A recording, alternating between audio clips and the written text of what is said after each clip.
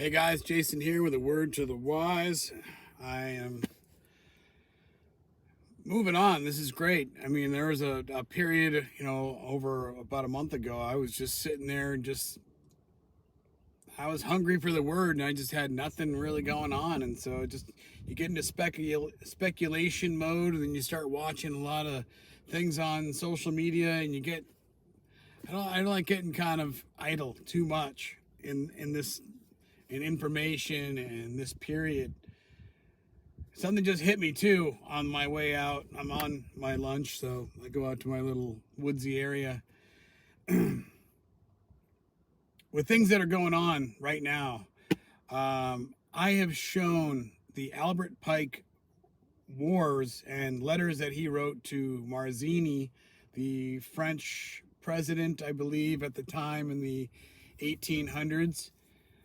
And World War III was the one that we're kind of just looking and waiting on, but it was the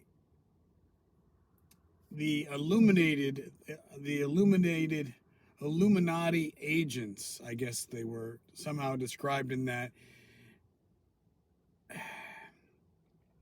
and how the world would be brought to a physical, mental, financial, spiritual exhaustion, where it's going to break out into the streets, they somehow describe. If I can find it on something, one of my sources, I'll try to post it up just so you can kind of glance. I've probably got it in a playlist. I've done it, I've spoken on it, and I've shown it like 25 times easy. But that kind of just hit me. It's like, well, this might be kind of like that last stage, to bring atheists out of atheism and Christians out of Christianity, to have them lost in the world looking for some sort of a guidance, a way, or whatever they were looking. But then they can bring on their doctrine of Lucifer. If I don't have it, just Google it. I mean, it's all over the internet. Now, I mean, people are saying, it was said that they were in a French museum, and now it's like, oh, there's speculations on the authenticity. So that's all they got to say, and all of a sudden it's like, it's all just, oh, it's fake, and wow, no, I don't have to worry about it. Take it as you will. If these things were written by him, 150 years ago, I'm just saying, okay? I'm just saying. I want to look into Matthew 24 and Daniel 11. A couple of things. First off, let me put in my little locker. I've been showing this repeatedly over the last few weeks. And that's Daniel chapter 11, verse 14. And to me, it sounds as a falsifying of the vision, the violent ones of the people of whatever the land is. I don't have my English Standard Bible today. I have the King James, which is fine. I've shown in that Daniel 11 the forces versus fortress video, how there's a lot of inconsistencies with the description here, because if you have a word for forces and you have a word for fortresses, that's two separate things, and why they would alternate them through there and mess it up. When you look at the Hebrew, it says the right thing, but then they wrote something else. Also, thinking about it, fortress, you're talking about, Daniel's prophesying to them what was built in the place of their second temple. I believe, didn't Rome build a fortress on top of that land, or it's in the wrong place? There's all sorts of speculations. That's not for right now, for here. So verse 11 or 14 in chapter 11 in Daniel. And in those times there shall many stand again up against the king of the south. Also the robbers of thy people shall exalt themselves to establish the vision, but they shall fail. So you can go into the Hebrew and on Bible Hub, and you can go into any other Bible version. It doesn't say robbers. It says the violent among, what is it? The robbers, the violent of thy people shall exalt themselves to establish the vision, but they shall fail. So it's a falsifying of a vision, I'm guessing. And yesterday, Sling and Stone put up a video, and it was showing Bibi in Israel saying, well, we need to see this as the fulfillment of Isaiah 60. And he goes on to read that. Man, I wish this chair would move back just an inch. So what I think that they were looking at is in Isaiah 60, verse 18.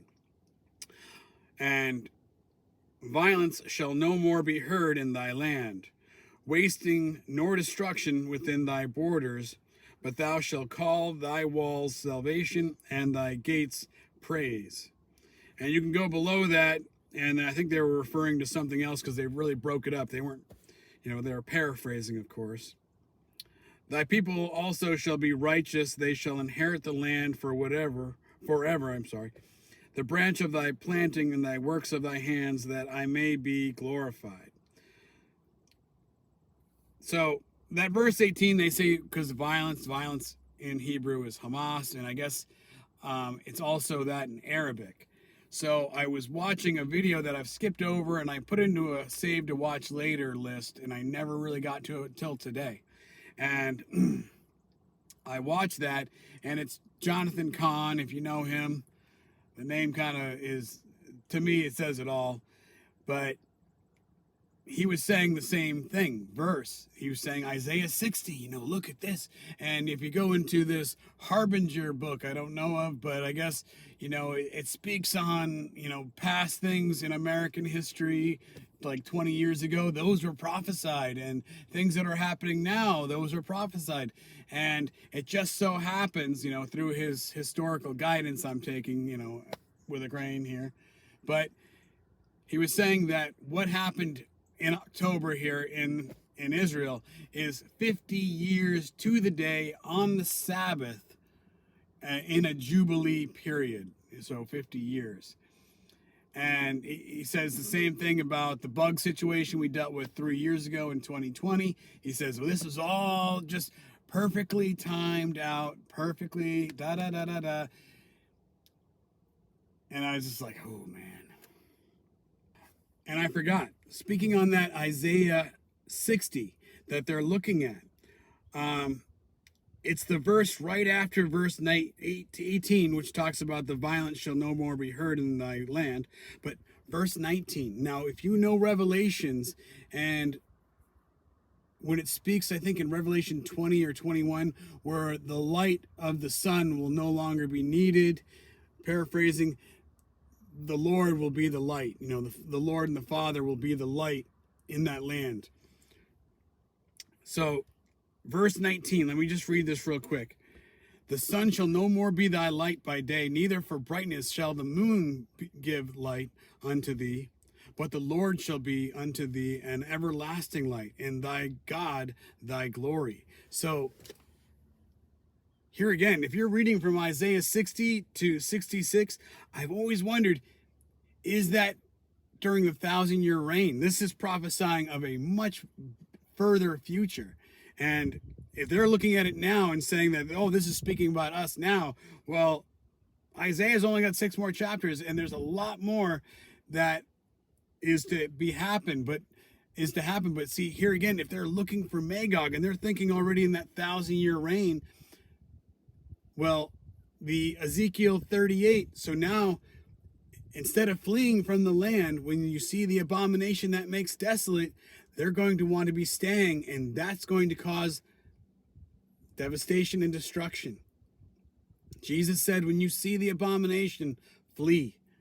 Now, whether that be that they bring back some sort of a Sanhedrin, and they want to bring the law back with that kind of a justice courts, and have that much where they're wanting to bring the third temple back and all that. That might be what that abomination is speaking of. And like I said, with Daniel, with scripture, the more that is revealed in the world, the more that is revealed in scripture. That's why we need to kind of stay in it. That's why I love the audiobooks, because I can constantly, and anytime I hear little things that catch my ear, I'll go back, I'll look at it, I'll refer it. I can see that in the New Testament, in the Old Testament, and it makes a lot of connections. So that's two confirmations of the same verse. And I'm not saying that that Daniel verse is speaking on that exact same thing, of that same idea of falsifying this time, this vision, but wars and rumors of wars. I want to show you in Daniel. So this is verse 27. And both these kings' hearts shall be to do mischief, and they shall speak lies at one table, and it shall not prosper, for yet the end shall be at the appointed time. Yet the end. So those three words in that verse 27. Yet the end shall be at the appointed time. Now that is 4 verses before Daniel 11:31, where it speaks about they shall pollute the sanctuary of strength and take away the daily sacrifice, and they shall place the abomination that maketh desolate. So let me just save my bookmark here. Now let me show you those two things.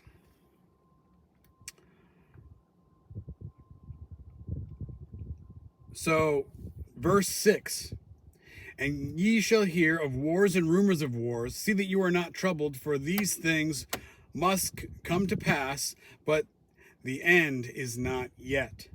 End is yet. Yet is, so there is that same wording, and that's the yet that caught my attention. And then I looked back on Daniel 27 there, and I was like, wow. Okay, so now you have the abomination also spoken of in Matthew 24, verse 15.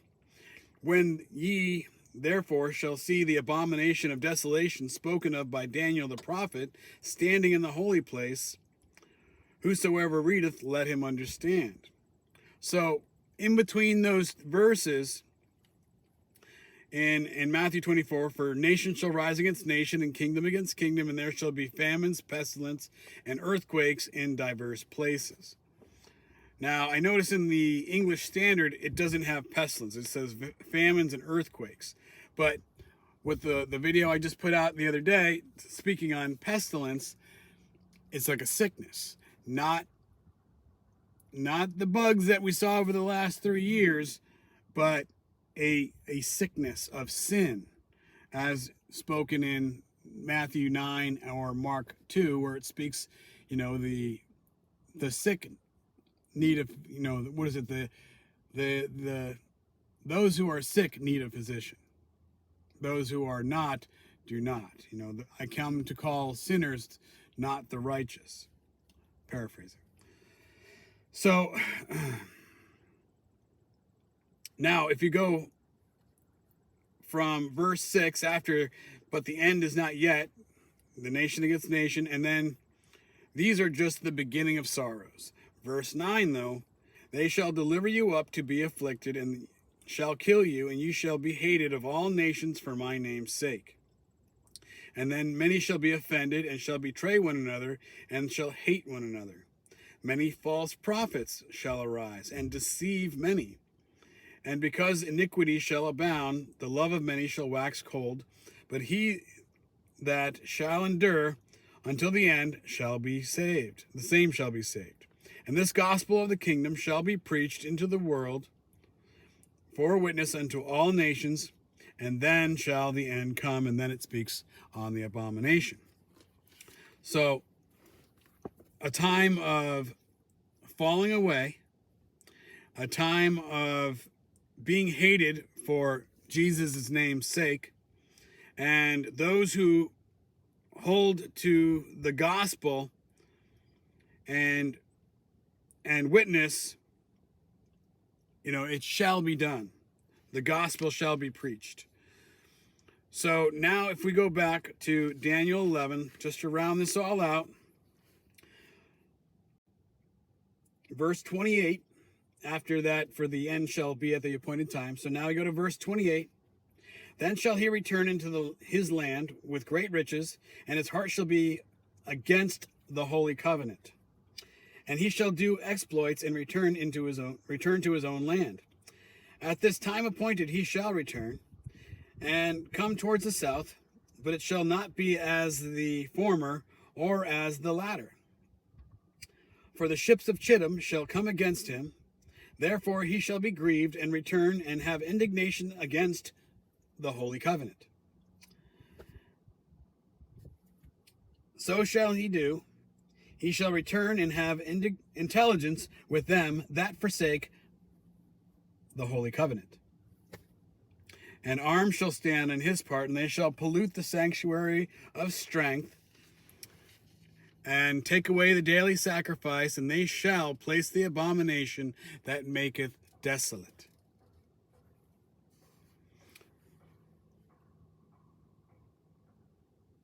So 3 times they're speaking on the holy covenant. Faith. Faith is the one thing I can think that could possibly be spoken here. Abraham was saved by faith, not by doing deeds of the law, not by Moses, but by faith.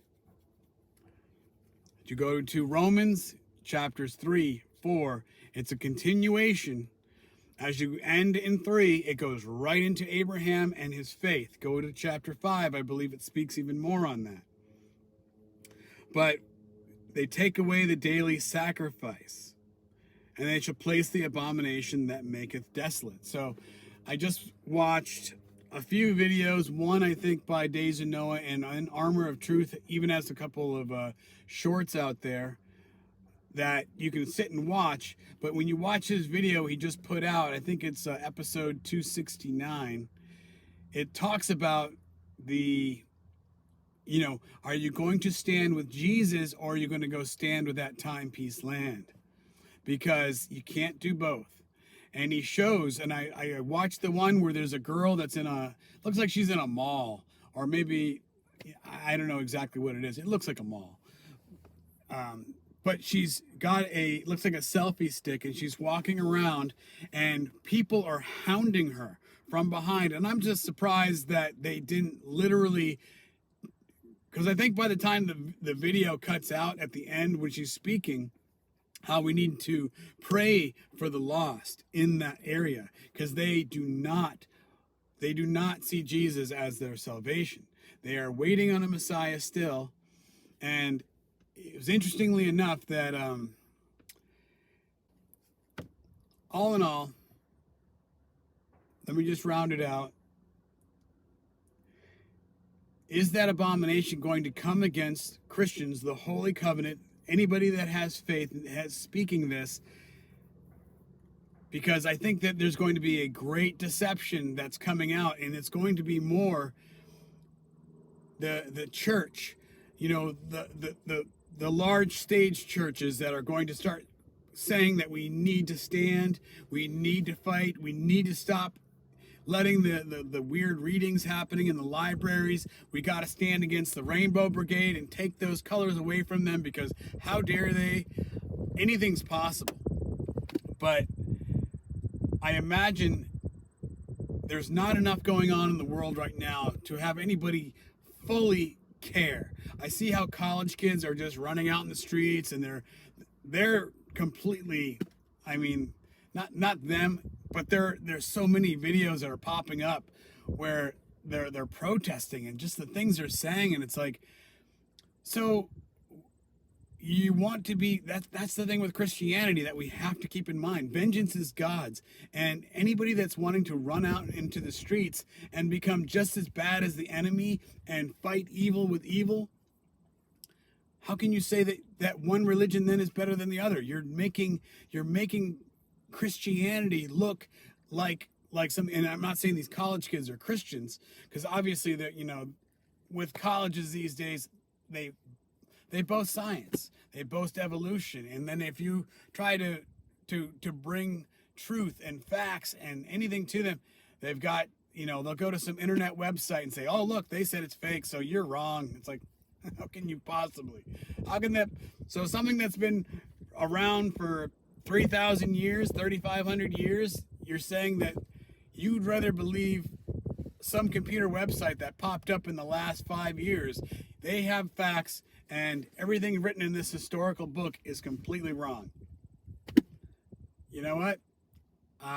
Here's your card. You go do whatever you want, pal, because obviously you are blind in the world. And I'll leave it at that.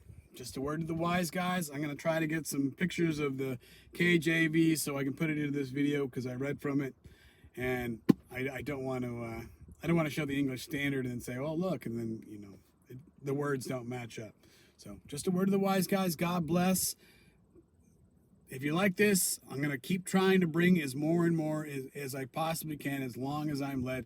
And I've been trying to make this video probably almost 15 times, and I've erased it every time, but every time I keep getting more and more information. I'm glad I erased it, because then I can keep bringing more and more to it. So with this, I'll cut it off. Just a word of the wise. God bless, guys.